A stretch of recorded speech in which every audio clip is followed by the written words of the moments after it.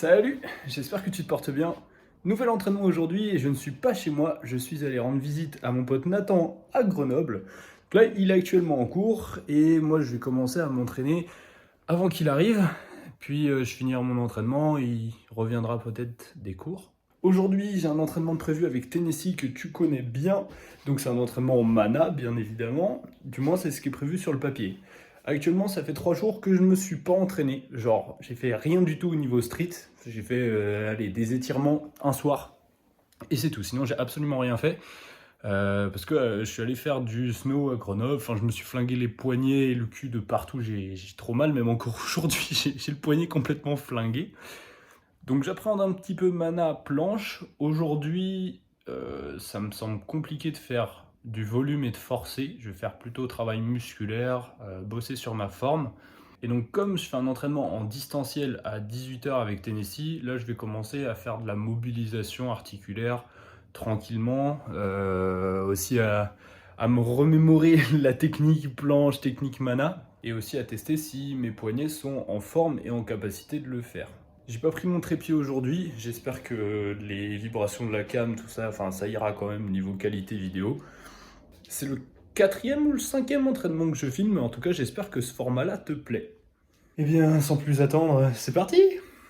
Comme je te l'ai dit dans mes vidéos sur la fréquence d'entraînement, on perd peu à peu ses aptitudes quand on arrête de s'entraîner, mais on perd en premier lieu les aptitudes techniques. Donc c'est pour ça que là, je vais me remettre dans le bain, me réhabituer au mouvement progressivement, et ça sans forcer. Je vais faire un échauffement, mais plus conséquent que ce que je ferais d'habitude, et en forçant moins que ce que je ferais d'habitude aussi. Comme tu l'as vu dans mes derniers entraînements, dès que je suis habitué à la technique d'un mouvement, je m'échauffe quasiment pas dessus, juste je vérifie si la mobilité de mes poignets est ok, je teste la mobilité générale de mon corps, mais c'est du test, c'est pas je fais des séries de chauffe, tout ça, j'en ai pas vraiment besoin quand le mouvement je le travaille fréquemment.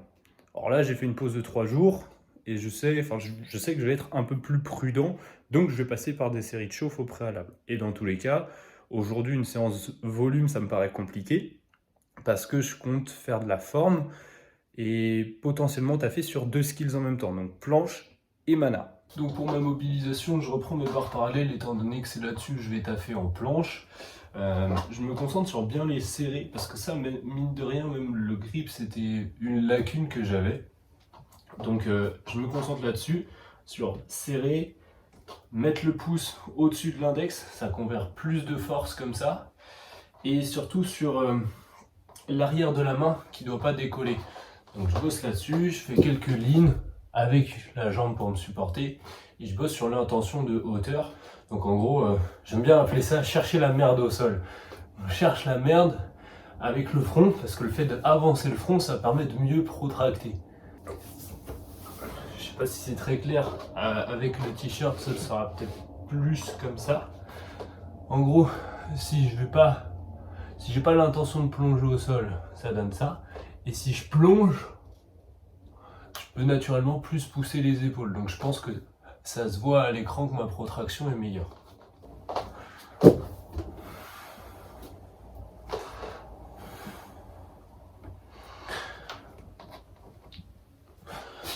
Donc quand je fais ça, je m'efforce de conserver une pression équilibrée sur toute la surface de la paume de ma main. Parce que j'ai aussi un souci, c'est que si je penche autant en planche, bon déjà c'est parce que j'ai pas une grosse hauteur, donc pas beaucoup de force dans le grand dentelé, mais aussi parce que je mets tout le poids sur l'avant de la main. Automatiquement, si tu mets tout le poids sur l'avant, tu es obligé de te pencher plus que si le poids il est à l'arrière. Ça peut paraître absolument rien, mais comme l'angle il change au niveau du deltoïde, tu prends vachement plus cher dans les épaules. Donc en soi, c'est un mal pour un bien parce que tu renforces vachement tes épaules, donc ce sera plus facile de bosser sur ta hauteur après. C'est une dégradation comme une autre. Mais du coup, comme aujourd'hui je compte bosser sur ma forme, il faut que je me concentre sur les détails techniques qui me posent problème, dont celui-ci. Par ailleurs, si j'ai stoppé l'entraînement pendant 3 jours, je savais que ici j'allais avoir un rythme de vie qui change, donc j'ai anticipé, j'ai fait plus d'entraînement, j'ai fait exprès de me surentraîner un petit peu, de toute façon tu l'as vu dans le dernier épisode. Et dans le but de me laisser plus de récupération vraiment tranquille, genre je marche un petit peu la journée, mais voire je fais un peu d'étirement, mais je fais vraiment rien. Du moins j'ai rien fait ces 3 derniers jours. Et je sens que mon système nerveux est plus calme, genre je suis plus détendu, même ma gêne aux côtes, elle est partie. Donc quand on a des blessures, faut pas oublier que le meilleur moyen de les enlever, c'est d'abord la récupération. On aura beau faire des exercices de mobilité, tout ça, ça reste un effort, un stress qu'on met au corps. Donc, on a besoin de couper de temps en temps. Et quand l'effort n'est pas la solution, c'est la récupération. C'est le principe de l'équilibre. C'est ça pour tout.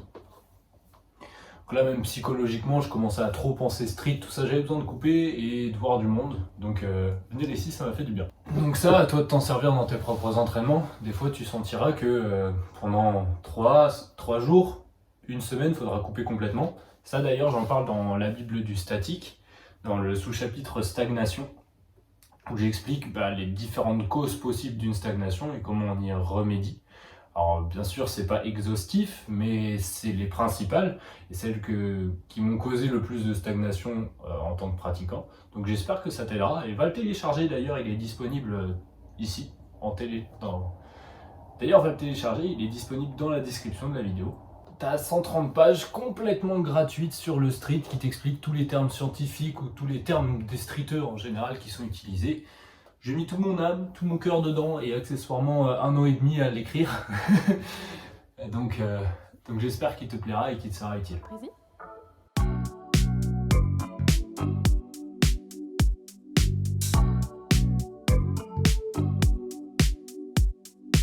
Ça craque un petit peu, mais j'arrive à retrouver les sensations de ma protraction, de ma planche en général, donc c'est pas trop mal. D'ailleurs, je tenais à remercier toutes les personnes qui m'ont envoyé des commentaires sur les premières vidéos de cette série, que ce soit pour me dire ce qu'ils pensaient de la vidéo, pour me donner des conseils ou aussi pour me poser des questions. Et souvent j'ai des questions sur ce que je dis, genre pourquoi, il y en a une que j'ai en tête, c'est pourquoi tu dis que tu jeûnais pour te remettre d'une maladie. Je vais dire plein de trucs du genre, après c'est à vous de me croire ou pas. Je vais faire des vidéos pour expliquer certaines choses que je dis. Mais de manière générale, tu dois tester et observer en fait. Pour te faire ton propre avis, il ne faut pas croire sur parole ce que dit telle ou telle personne. Non, tu te demandes d'abord si ça fait sens. Et si tu vois un petit peu de sens, là tu testes et puis tu observes si ça marche sur toi ou non. Même s'il y a des grandes lignes que l'organisme humain suit en général, il y a des choses qui ne conviennent pas à tout le monde. Dans mes vidéos, j'essaye de dire des choses qui conviennent justement à peu près à l'ensemble des personnes, ou si c'est pas le cas, j'apporte de la nuance. Donc ouais, garde à l'esprit, teste, observe, c'est comme ça que tu comprendras absolument tout le monde qui t'entoure et tout ce qui fonctionne, tout ce qui te permet de progresser dans l'entraînement, même dans ta vie à côté, enfin vraiment tester et observer. Ça me fait penser à une question qu'on m'a posée récemment, c'est d'où elles sortent toutes tes connaissances? C'est exactement ça, je teste et j'observe. Et il y a plein de fois où je prends des informations et au final je me rends compte qu'elles sont fausses. Donc dans ces cas-là, je ne les applique pas à moi. Ce que j'essaye de vous faire ressortir, c'est tout le vrai du faux que j'ai réussi à déceler depuis 6 ans que je m'entraîne et que je me renseigne sur l'entraînement. Et je le répète, il ne faut jamais croire une personne sur parole.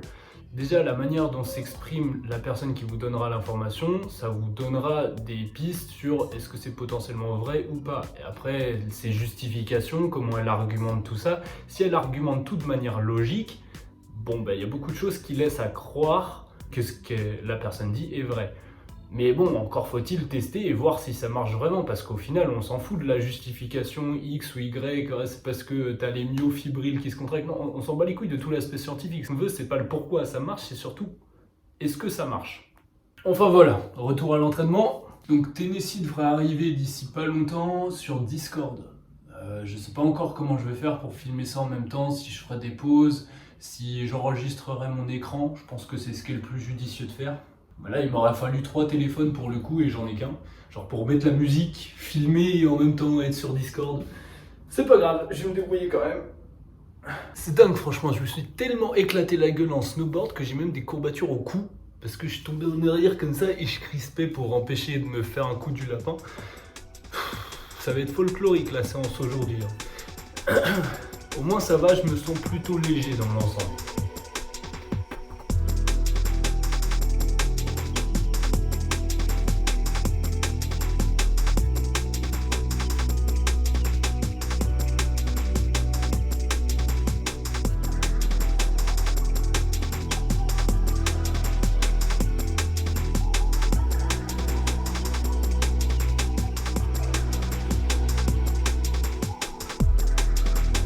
Yes. Allez, giga straddle planche. Allez, hold. Poker face, mec. Allez, vas-y, mec. Yes. Allez, propre. Vas-y. Allez, remonte.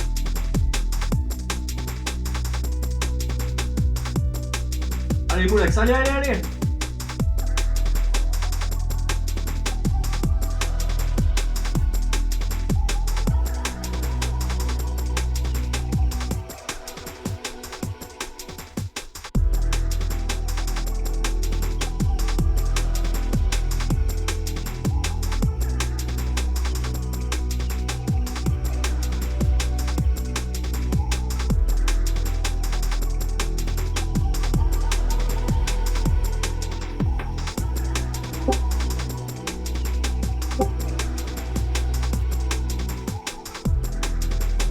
Ah si, je l'ai. Oui. Yes, mec. Oui. C'est ça.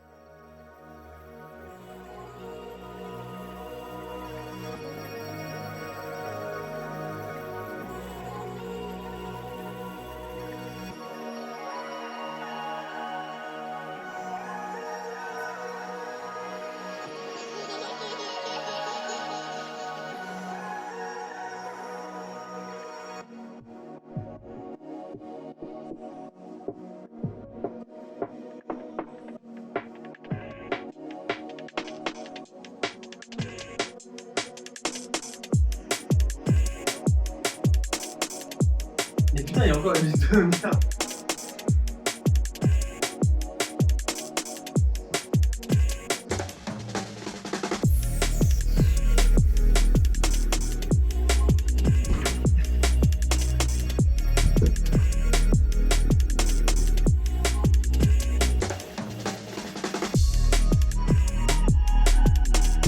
Oh la vache. La pression sur le poignet gauche. J'ai serré un peu plus, donc je me suis senti un peu plus en déséquilibre gauche-droite. Mais j'étais plus confortable en renversement, je trouve. Ouais, mais c'est peut-être le fait justement d'avoir serré plus les bras. Hein. Ah ouais, la compression était bien, putain. Ouh. Mais tu vois, tu m'en avais parlé une fois de serrer les bras, mais j'étais pas à l'aise. Et là, faut voir que je suis à l'aise maintenant. Mais sur ce, je pense que ça va être mon dernier try. Je vais pas aller chercher trop loin. Oh, c'est bien. Oh, c'était bien ça, putain. Ah, je vais bien dormir ce soir. Hein.